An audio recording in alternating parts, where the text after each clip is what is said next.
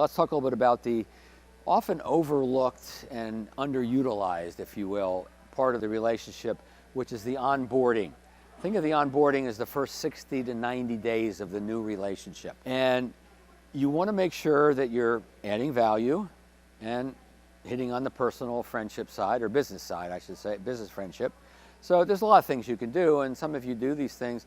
One great thing, if you're not doing it, if there's any assets under management or anything's generating a monthly statement, go over the monthly statement, the first monthly statement with your brand new client. They will love you for it, because most people don't want to admit that they can't really read the statement, don't really understand what it means, right? So that's a simple little thing of bringing value.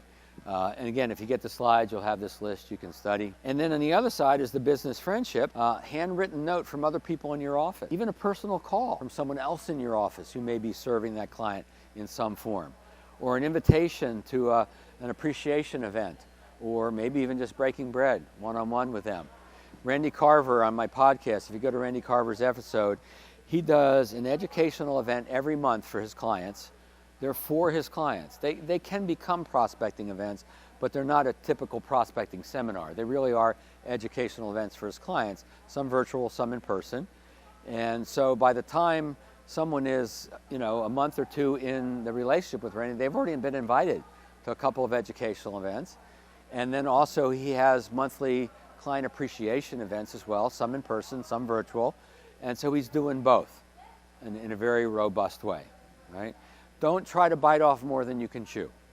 Just add to maybe what you're doing a little bit now. And let me give you a couple of very specific examples. So Brian Sweet, any of you may know Brian up in the Minneapolis area.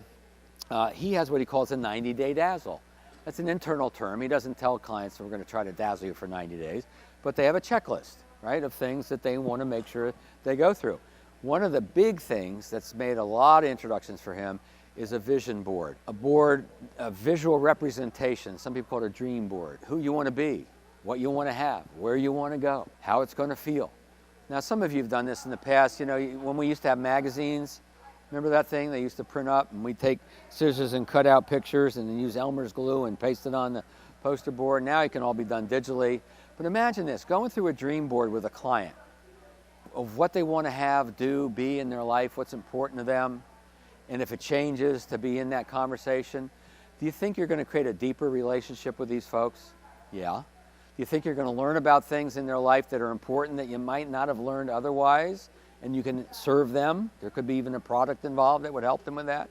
Yeah. And then you're also going to be developing a knowledge of other relationships in their life, relationships that are important to them. And you'll see in a minute where learning about those other relationships will help you with the introduction process. So kind of another version of this is Lester Matlock. When I was interviewing Lester, he told me that on his bucket list is he always wanted to be a bartender. He wanted to know what it was like to tend bars. So his wife said, well, honey, I know you're not going to quit this business, but why don't we have a client appreciation event and you can be the bartender? And so that's what they did. And so everybody came.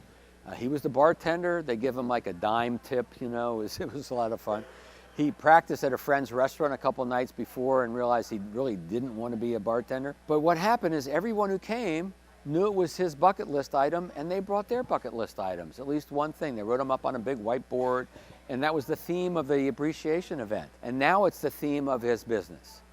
So he makes sure he finds out what's important. You guys do this too. You find out about the dreams, but do you keep them alive, right? Do you keep supporting them throughout the relationship?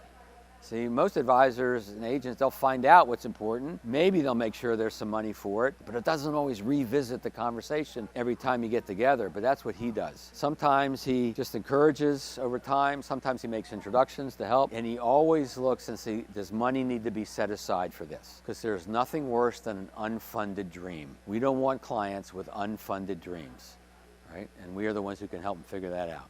So these are a few different ways that people have added value, built business friendship at the same time in the first 60, 90 days of a new relationship.